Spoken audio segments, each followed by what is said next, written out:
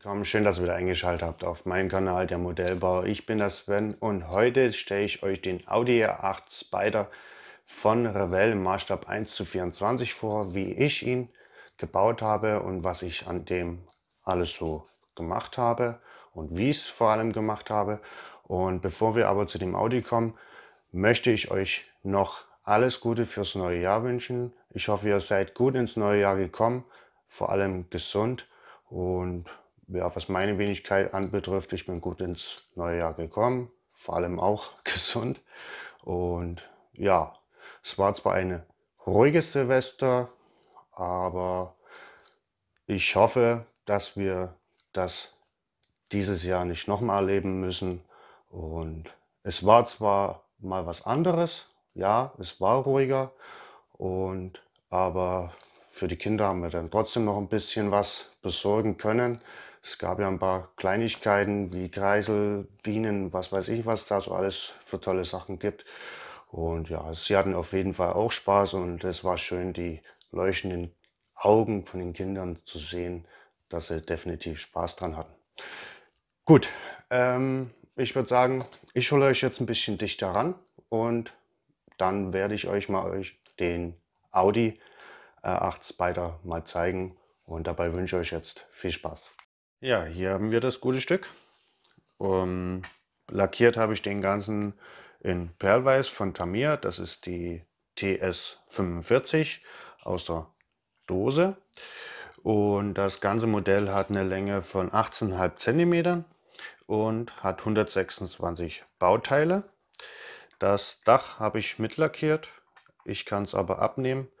Wenn ihr das mit Dach bauen wollt, müsst ihr hinten jeweils eine Bohrung machen. Ich habe hier hinten, da wo die Stifte waren, habe ich abgeknipst, so dass man das Dach trotzdem noch drauf machen kann. Wenn ihr das Dach mit drauf bauen möchtet, gibt es dazu noch solche Seitenteile.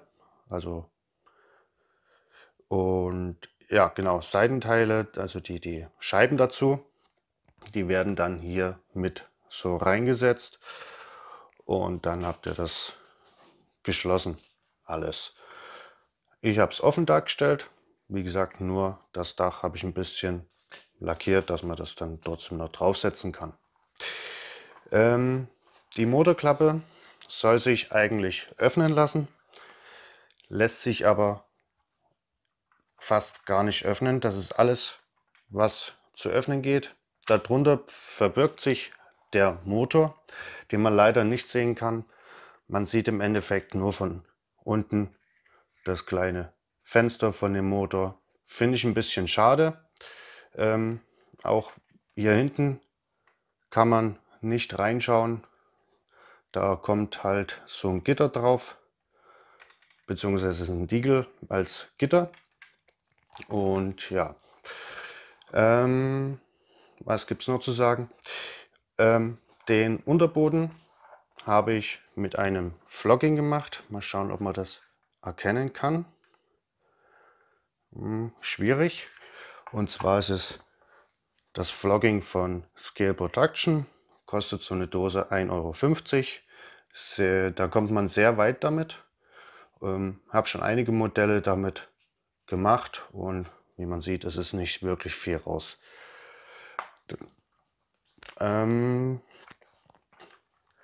Bei der Scheibe. Die Frontscheibe müsst ihr aufpassen, wenn ihr die lackiert bzw. abtaped. Die ist sehr dünn. Nimmt kein starkes Klebeband dazu, nimmt am besten das von Tamiya. Und ich hatte beim ersten Mal den Fehler gemacht, ich habe vorne, dass halt keine Farbe drauf kommt, habe ich mit einem etwas stärkeren Klebeband abgeklebt, wollte es abziehen, ist sie mir gebrochen. Dann habe ich Revell angeschrieben und hat nicht lange gedauert, kam auch schon die Ersatzscheibe. Vielen Dank an Revell, der Service ist echt gut, das muss man auch mal an der Stelle sagen. Genau, weil der schwarze Rahmen muss halt lackiert werden. Ihr könnt das natürlich auch von innen nur abtapen und dann mit einem Edding machen. Könnt ihr auch machen, es geht auch. dauert halt ein bisschen länger, weil ihr müsst mehrmals drüber gehen. Also ich finde, das Ergebnis ist besser, wenn man es lackiert. Was ich sehr toll finde, dass wir eine Lenkung drin haben. Und die ist wirklich sehr gut. Ohne Probleme einzubauen und wie man sieht, lässt sich sehr schön bewegen, gibt es keine Schwierigkeiten. Beim den Frontpartien teilen ist es so, dass laut Anleitung soll man die Teile erst reinbauen, wenn die Karosserie draufgesetzt ist. Ich habe es so gemacht, ich habe die ganzen Teile vorher rangebaut, bevor ich die Karosserie aufs Chassis gesetzt habe, weil man dann von innen schön die Teile verkleben kann. Für Klarsichtteile gibt es ja eigentlich von Revell den Contactor Clear Kleber. Den benutze ich nicht. Ich benutze den von Tamiya, den Extra Thin Kleber, weil der lässt sich schön in die Rillen reinlaufen lassen. Und der ist ein Kleber, der verdunstet. Also es gibt keine Kleberückstände. Also ich hole euch das mal ein bisschen näher ran. Das sieht man, in meinen Augen sieht man gar nichts. Und es schaut echt super aus. Auch die unteren Teile, diese hier, habe ich auch alles so reingeklebt. Lassen sich auch wunderbar reinsetzen. Gibt es keine Schwierigkeiten, auch wenn ihr die Karosserie lackiert habt. Und dasselbe habe ich auch hinten gemacht.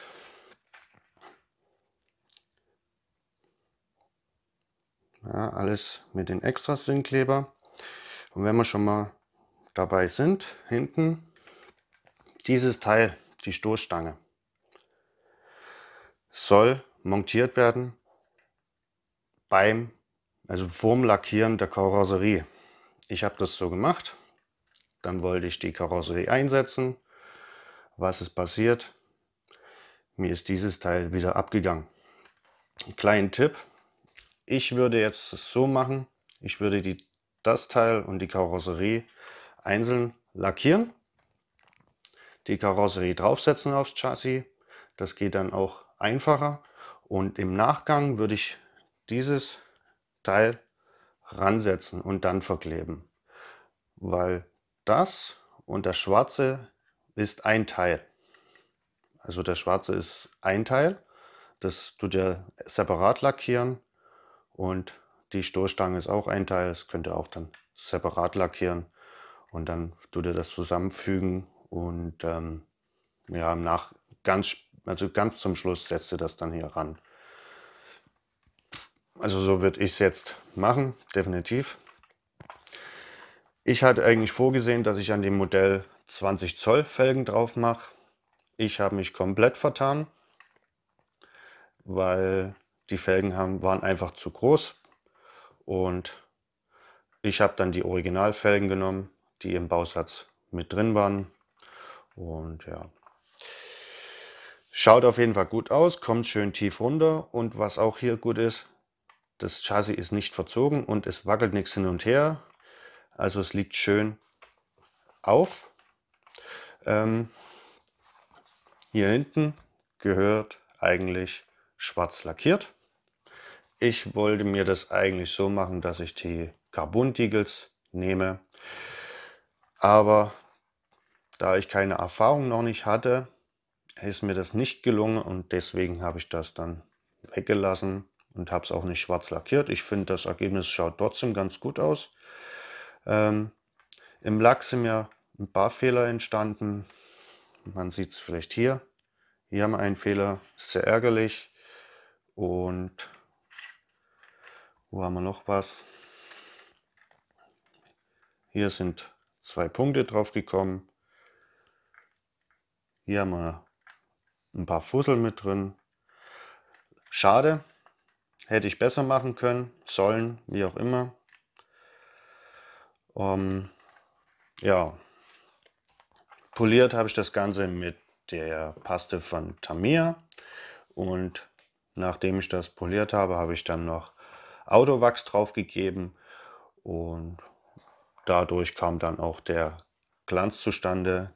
Den Klarlack habe ich von AWO genommen. Das ist ein 2K Klarlack. Ihr habt da Verdünner dabei, ein härter. und natürlich den Klarlack selber, so dass man einen schönen Glanz noch mit diesem Klarlack erzielt. Ich persönlich habe die Erfahrung gemacht von Revell, von Tamiya, dass ich diesen Glanz nicht herbekomme, und seitdem nehme ich nur noch diesen 2K Klarlack und da kommt man echt sehr weit. Die Sitze habe ich zweifarbig lackiert. Das ist einmal ein dunkles Grau und ein etwas helleres Grau. Kontrast ist ganz gut gelungen, finde ich jetzt wieder. Hier haben wir den Innenraum mal, dass man den mal schön sieht. Wenn ihr das Interieur einsetzt, dann müsst ihr auch aufpassen, weil die Seitenteile, hier sieht man es, die sind teilweise dann hier dahinter verschwunden, müsst ihr ein bisschen rausziehen. Hier habe ich dann verkleben wollen. Was ist mir passiert? Mir ist hier Kleber drauf gekommen. Auch wieder ärgerlich. Ja, ich bin halt nicht perfekt, ne? Und keiner ist perfekt und Fehler passieren und aus Fehlern lernt man. Deswegen denke ich, wird das nächste Modell definitiv besser. Dies war ein Auftragsmodell. Ich hoffe, der Kunde freut sich trotzdem. Bilder habe ich ihm schon mal geschickt, beziehungsweise ihr. Und ja, das, ach ja, was noch zu sagen ist, und zwar Grundierung. Bevor er die Karosserie lackiert, grundiert sie, und dafür nehme ich diesen Service Primer Fine von Tamiya, ist ein hellgrauer und mit dem bin ich sehr, sehr zufrieden. Der ist wirklich so fein, dass man im Nachgang, wenn man das grundiert hat und trocken ist, dann bloß noch mit einem 1500er Schleifschwamm drüber geht, trocknen lässt und dann kann man schon lackieren. Trocknungszeit circa 15 Minuten, dann ist es fertig. Ja, was gibt es noch zu sagen? Das Audi-Zeichen, das Emblem, das ist kein Diegel, sondern ein Chromteil. Da müsst ihr aufpassen, wenn ihr das drauf macht. Also ich habe es so gemacht, dass da ist eine Vorkehrung drin. Da könnt ihr das schön drauflegen. Haltet es ein bisschen so, dass es gerade ist. Und dann habe ich den extra Zinkkleber genommen und das ging wunderbar. Und es ist auch keine Klebereste zu sehen. Auch hinten sehr gut geworden. Hinten den sogenannten Heckflügel, sage ich jetzt mal, habe ich mit den Carbon-Diegels gemacht. Sieht man nicht viel davon. Es hätte vielleicht sogar gereicht, wenn man das einfach bloß schwarz lackiert und fertig. Hätte mir hier ein schöneres Ergebnis mir vorstellen können. Ja, das war die kleine Vorstellung von dem Audi R8. Wie gesagt, ich bin soweit zufrieden. Hier und da sind noch einfach Fehler. Die werde ich beim nächsten Modell mit Sicherheit nicht nochmal machen, weil man ja aus Fehlern lernt. Die kleine Vorstellung vom Audi R8 Spider von Revell, wie ich ihn gebaut habe. Ich hoffe, euch hat das kleine Review-Video gefallen. Ich konnte einiges beantworten an Fragen. Sollten noch Fragen offen sein, einfach unten in die Kommentare reinschreiben oder mich per E-Mail anschreiben. Die E-Mail-Adresse steht in der Videobeschreibung. Unter anderem auch die Facebook-Seite, was ich habe. Da kommen dann immer schon vorab Bilder rein von Modellen, die ich so baue, bevor das Video kommt. Und wenn noch, wie gesagt, wenn noch Fragen offen sind, haut es in die Kommentare rein. Über Daumen nach oben würde ich mich natürlich auch freuen. Wer meinen Kanal noch nicht abonniert hat und möchte noch weitere Modelle von mir sehen, darf ihn gern abonnieren.